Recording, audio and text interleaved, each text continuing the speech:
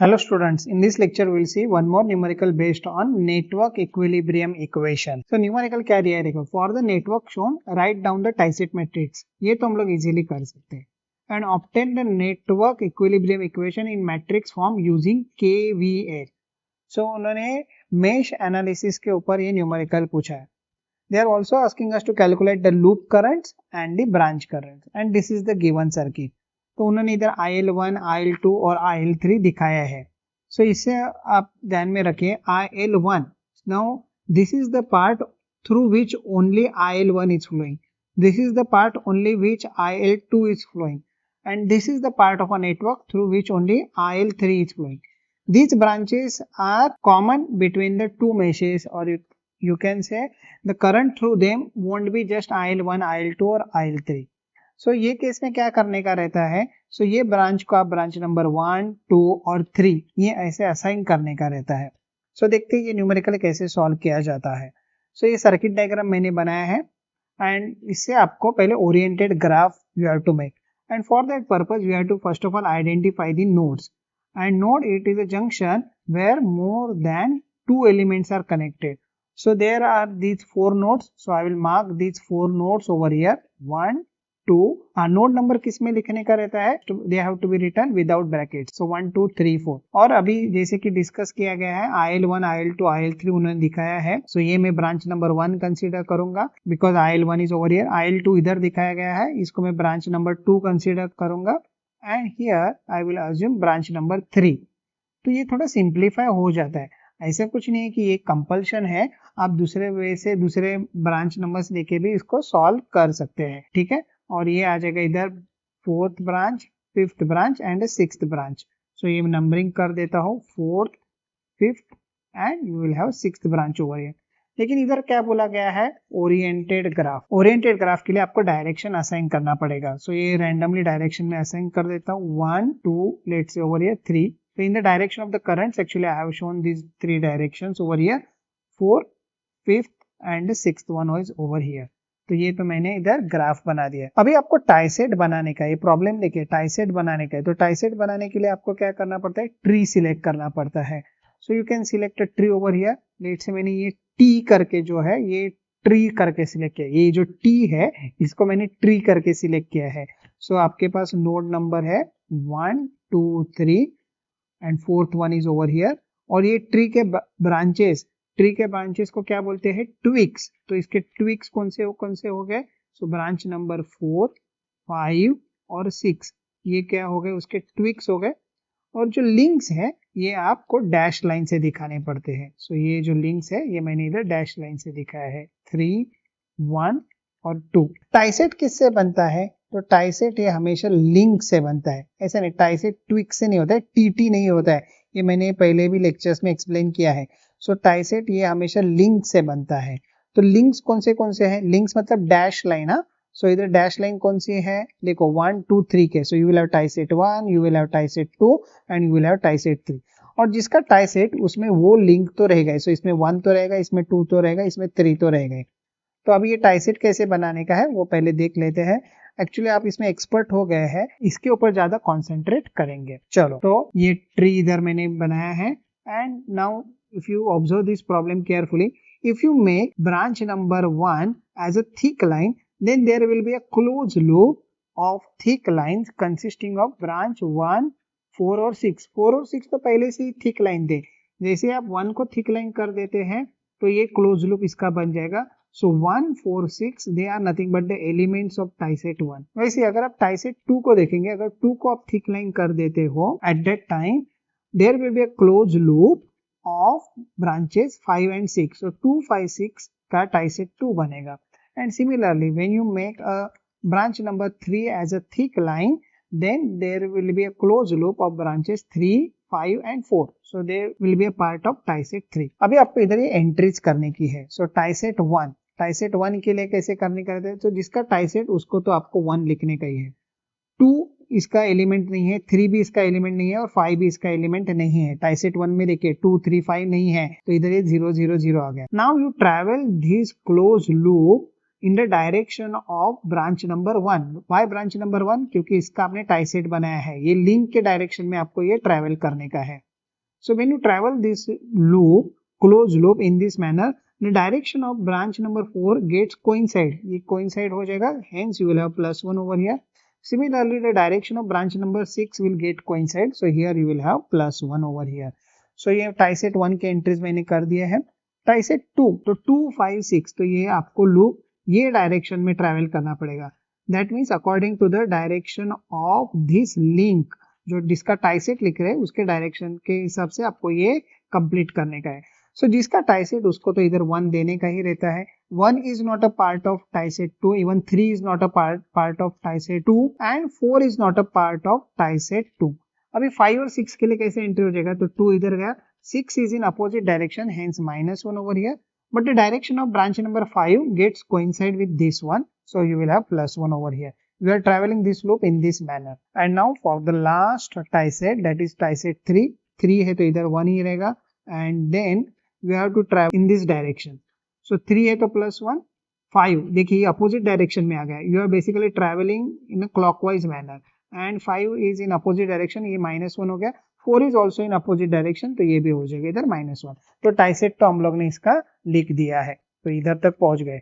अभी आपको network equilibrium equation लिखने के हैं। तो नेटवर्क इक्विलिब्रियम इक्वेशन अगर आप देखते हैं तो मैंने लास्ट टू लास्ट लेक्चर में ये कवर किया है कि ऑन केवीएल बेसिस और टाइसेट बेसिस पे आप ये इक्वेशन लिख सकते हैं। बी कौन है? तो बी है टाइसेट, तो वो तो अपने को मालूम है। So B you know, that means B transpose you know, this B and this B also you know. अभी बाकी आपको फाइंड आउट करने के हैं बाकी चीजें। आरएल तो लूप करंट से, तो ये बेसिकली एक अननोन है, ये अननोन्स है। ओके, तो ये अननोन्स आपको फाइंड आउट करने के हैं। So for that purpose you should know ZB, VL, ZB and IS। तो अभी ये हम लोग इधर सर्किट डायग्राम और ट्री ये दोनों देख के आपको ये मैट्रिक्स फिल करने को आना चाहिए। तो ये कैसे लिखा जाता है? तो ये देखिए carefully. ZB is a branch impedance matrix and it is a diagonal matrix. Diagonal matrix मतलब क्या? जो diagonal एलिमेंट है ये आपके नॉन जीरो रहेंगे और बाकी नॉन डायगोनल एलिमेंट्स जीरो हो जाएंगे। और इसका ऑर्डर क्या रहता है? सो इसका ऑर्डर रहता है B cross B, that means 6 cross 6 in our case, because there are 6 branches. अभी देखिए ब्रांच नंबर 1 इधर है, सो branch number 1 corresponds to this one and there is a resistance of 6 ohm, so here you will have 6 over here. Branch number 2 is over here or branch number 2 corresponds to this part in the circuit diagram, so here you will have 4. Branch number 3 over here, so that corresponds to this one and there is a resistance of 2 ohm, तो इधर ये 2 ohm आ जाएगा। ये voltage source नहीं आएगा, आप खाली impedance या रेजिस्टेंस लिख रहे हैं इसमें। Branch number 4 is over here and that corresponds to this one, so 4 will be over here. Branch number 5, so that corresponds to 6 ohm and then branch number 6 is over here which corresponds to 2 ohm over here. So ये काफी simple है, ये आप branch impedance matrix easily लिख सकते हैं। ये आपका डायगोनल मैट्रिक्स आ गया। अभी VS आपको लिखने का है, VS stands for source voltage. तो ये सर्किट में देखिए वोल्टेज सोर्सेज दिए हैं। सो इसका कैरेक्टरिस्टिक क्या है? So it is a column matrix of size B cross 1। सो इसका ऑर्डर रहेगा 6 क्रॉस 1। सो अब देखिए फर्स्ट ब्रांच में क्या है? ये फर्स्ट ब्रांच में ये देखो, ये ब्रांच नंबर 1 है। फर्स्ट ब्रांच में आपको ये ब्रांच नंबर ये ट्री के हिसाब से इधर असाइन करने का है। क्या ब्रांच नंबर 1 में वोल्टेज सोर्स है? हाँ है, और इसका वैल्यू कितना है? 12 वोल्ट। अभी प्लस लिखेंगे कि minus? So you are moving up in this direction. So when you are going up, so you have a plus sign over here, so इधर आ जाएगा +12। Branch number 2 is over here, so branch number 2 में आप ऐसे जाओगे and when you are going the leaving sign, always you have to write down leaving sign according to the direction of this branch. तो इधर negative आ गया, so here it will be -6. Branch number 3, so आप right word जा रहे हैं, here also you are moving right word, so इधर आ जाएगा माइनस, so -8. फोर्थ, फिफ्थ और सिक्स्थ ब्रांच में कोई भी वोल्टेज सोर्स नहीं है, तो इधर ये 0 आ जाएगा। क्या ये सर्किट में कोई करंट सोर्स है? नहीं, करंट सोर्स नहीं है। सो ये जो मैट्रिक्स रहेगा ये 0 मैट्रिक्स रहेगा ऑफ ऑर्डर 6 क्रॉस 1। अगर IS आपका 0 है, that means this part won't be there at all, और आपका काम अभी बहुत ही कम हो गया। देखो आपको खाली इतना ही सॉल्व करने का है। सो जिसमें से VS आपको मालूम है, B आपने कैलकुलेट किया है, और ये पार्ट आप कैलकुलेट कर सकते हैं and then you can easily calculate IL।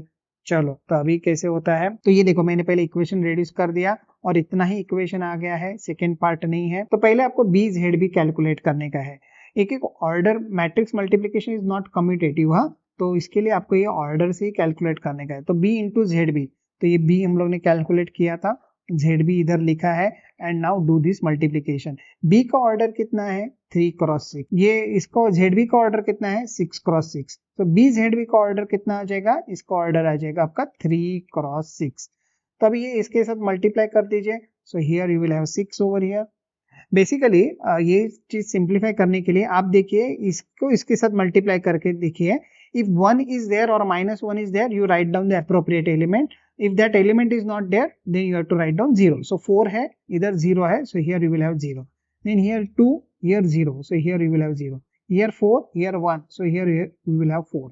Then here 6, here 0, so here 0. 2 और इधर 1 है, so this will become 2. So ये मैंने first row लिख दिया है.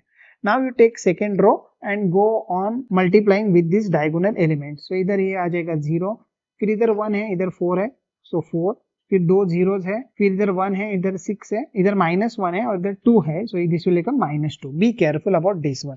और अभी जब लास्ट रो का एंट्री करोगे तो ये तो 2 0 है, सो इधर भी 2 जीरोज आ जाएगा। Then here you will have 1, here 2, so ये 2, इधर का फोर्थ एलिमेंट, इधर का फोर्थ एलिमेंट, सो ये हो जाएगा -4, के माइनस साइन था, इधर -1, इधर 6, तो इधर आ जाएगा फिर से -6, और इधर 0 है तो इधर ये 0। तो ये बी जेड भी तो आपने कैलकुलेट कर दिया है। अभी बी जेड भी आ गया है, अभी आपको किसके साथ मल्टीप्लाई करने का है, बी ट्रांसपोज के साथ मल्टीप्लाई करने का है। तो चलो बी जेड बी ट्रांसपोज अभी मल्टीप्लाई कर देते हैं। नहीं ये देखो, ये बी जेड भी हम लोग ने ऑलरेडी कैलकुलेट किया है, ये इधर लिखा गया है, और इसके साथ अभी आपको बी ट्रांसपोज मल्टीप्लाई करने का है। तो इसका ट्रांसपोज लोगे तो इसका ऑर्डर होगा 6/3, और ये कितने ऑर्डर का है 3x6। तो ये दो मैट्रिक्स आप मल्टीप्लाई करोगे, so naturally you will get matrix of order 3x3। और अभी ये आपको मल्टीप्लीकेशन करना पड़ेगा, इसमें कुछ सिंपल वे नहीं है। तो ये हो जाएगा 6 + 4 + 2, ये आप मल्टीप्लाई करके देखिए तो इधर मिलेगा आपको 12। Now when you multiply first row with this column, here you will get -2, and when you multiply this one with this one, you will get -4 over here. So go on multiplying like this one. ये जब इसके साथ आप multiply करोगे, so naturally you will get -2 over here because of this element. When you multiply with this one, you will get addition of all the element 4, 6 और ये 2 हो जाएगा. तो here you will get 12. ये इधर आ जाएगा -6. Here you will get -4. Here you will get -6 और here you will get 12. ये मैट्रिक्स मल्टीप्लिकेशन आना चाहिए, ये कोई पढ़ाएगा नहीं अभी। तो ये सिंपल एलिमेंट्स आपको मल्टीप्लाई कर दिया। तो आपने बी जेड बी ट्रांसपोज ये कैलकुलेट कर दिया है। IL ये अननोन है, ये लूप करंट से है, ये आपको फाइंड आउट करने के हैं। अभी आपको राइट हैंड साइड मालूम होना चाहिए। सो राइट हैंड साइड है B × VS, तो B आपके पास ऑलरेडी था, आपने लिख दिया। VS भी इधर आ गया था, तो हम लोग अभी ये मल्टीप्लाई कर देते हैं। अभी इसका ऑर्डर कितना है, तो 3x6। VS का ऑर्डर कितना है 6x1। तो अभी आप मल्टीप्लाई करोगे तो ऑर्डर कितना रहेगा, तो इसका ऑर्डर रहेगा 3x1, ये कॉलम मैट्रिक्स रहेगा। So you multiply this first row with this one, तो आप एक साथ मल्टीप्लाई करके देखिए तो इधर खाली आपको मिलेगा 12। When you multiply this one with this one, you will get -6 over here. And when you multiply this one, that means third row with this one, you will get -8. तो चलो अभी ये इसका ऑर्डर आ गया आपका 3x1। अभी ये सब इधर हम लोग लिख देते हैं। तो देखिए बी जेड बी ट्रांसपोज आपने कैलकुलेट किया था, ये देखो ये था, और BVS ये भी आपको आपने इधर लिख दिया। अभी देखिए बी जेड बी ट्रांसपोज का ये मैट्रिक्स था, इसका ऑर्डर था 3x3, जबकि BVS का ऑर्डर आया था 3x1। तो लूप करंट, 3 लूप करंट्स है, IL1, IL2, IL3। तो आप मैट्रिक्स मल्टीप्लिकेशन से भी देखेंगे तो IL का ऑर्डर होगा, ये देखो इधर 3x3 है, तो ये 3 की वजह से इधर आ जाएगा ऑर्डर 3, और रिजल्टेंट का ऑर्डर 3x1 है, तो ये 1 की वजह से इधर आ जाएगा ये 1। So IL का ऑर्डर कितना रहेगा 3x1, and the elements of IL will be IL1, IL2, IL3. So ये हो गया आपका 3/3 system, and how to solve this thing using calculator 3 unknown system. So you can solve it simultaneously. Better you go for putting these coefficients and constants in calculator and calculate IL1, IL2 and IL3. So if you calculate this thing, IL1 will turns out to be 0.55 ampere, IL2 turns out to be -0.866 ampere, and IL3 turns out to be -0.916 ampere. सो हम लोग ने loop currents calculate कर दिए हैं। Branch currents कैसे calculate करते हैं वो देखते हैं। उसके पहले क्या इसको और एक सिंपल वे है क्या कुछ ध्यान में रखने के लिए? सपोज आप ये मल्टीप्लीकेशन कर रहे हैं ये टाइप के सर्किट में और कुछ मिस्टेक हो गया, तो क्या आप उसको रेक्टिफाई कर सकते हैं, किधर जज कर सकते हैं, क्या कुछ चेक पॉइंट है क्या? तो वो अभी ध्यान में रखिए, ये थोड़ा केयरफुली देखिए कैसे है। ये आपका मेश 1 था, so you add all the resistances in mesh 1, तो 6 + 4 10 + 2 12, ये देखो ये 12 इधर आ गया। Is there any resistance common between mesh 1 and mesh 2 या लूप 1 एंड लूप 2? यस, ये 2 ohm. And how the current through 2 ohm is flowing? IL1 is going downward and IL2 is going upward through this 2 ohm. So these two currents are in opposite direction, hence you have -2 over here. तो basically ये आपको KVL equations ही दे रहे हैं। Is there any resistance common between mesh 1 and mesh 3? Yes, that is 4 ohm. And how the currents are flowing through 4 ohm?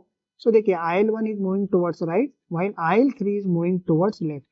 They are opposite directions, hence the negative sign, and the value of that common resistance will be over here. Similarly, when you talk about mesh 2, here you have to write down the elements which is common between mesh 2 and mesh 1. Add all the resistances in mesh 2. So here you will get 12 and so on. What about the right hand side? Now if you travel mesh 1 in a clockwise manner, only one voltage source is there, and you are traveling this loop in a clockwise manner. When you are leaving, that means going up, the leaving sign is positive, so +12 will be over here. Right hand side is basically related with a voltage source. Here you will have leaving sign as -6 and over here you will have leaving sign as a -8. So ये एक simple way है calculate करने का। But अगर आप ये tree select करते हैं तो ये ट्री कैसे सिलेक्ट किया गया है? सो ये आउटर ब्रांच जो है उधर ये लूप करंट्स आ गए। अगर आप अंदर कोई लिंक सिलेक्ट करते हैं और बाहर का ट्विक सिलेक्ट करते हैं तो शायद ये पॉसिबल ना हो। ओके, सो ऐसे टाइप के न्यूमेरिकल में you prefer the outer branches to be link while inner branches as a twig, then the problem will get simplified. तो हम लोग ने लूप करंट्स तो कैलकुलेट किए हैं और अभी आपको कैलकुलेट करने के ब्रांच करंट। तो ब्रांच करंट कैलकुलेट करने के लिए क्या फॉर्मूला है? So IB is equal to B transpose into IL। So B का ऑर्डर था, देखिए B का ऑर्डर था 3 × 6, तो B ट्रांसपोज का ऑर्डर रहेगा 6 × 3। So that B transpose it is mentioned over here. IL ये देखो लूप करंट, ये हम लोग ने 3 लूप करंट्स कैलकुलेट किए। बेसिकली ये 3 × 1 मैट्रिक्स है, so that 3 × 1 matrix is over here. So 6/3 when you multiply with 3 × 1 matrix, and actually the resultant matrix will be of order 6 × 1, और इससे आपको ब्रांच करंट्स मिल जाएंगे। So when you multiply this thing here, when you multiply you will get 0.55 as it is. When you multiply this one with this one you will get 0.866. When you multiply third row with this one, so 0 इसके साथ, ये 0 इसके साथ और 1 इसके साथ multiply होगा, so 0.916. When you multiply this one with this one, you will get 1.466. This current and this current will get added. Okay. When you multiplying this one with this one, you will get 0.050. When you multiply this one with this one, you will get 1.416. तो ये branch currents आ गए हैं। ये branch current कौन से है? सो ये individual branch में से जाने वाले करंट, मतलब ब्रांच नंबर 4, 5 और 6 में से भी जाने वाले करंट भी आपने कैलकुलेट कर दिए हैं। So this is quite simple. You should know this formula and these matrices. If you know these matrices, how to form these matrices, and a simple technique to select a tree, that means twigs and links, then you can easily solve this numerical. So अगर ये आपको lectures अच्छे लग रहे हैं तो channel को like कीजिए, सब्सक्राइब कीजिए, शेयर कीजिए। Thank you.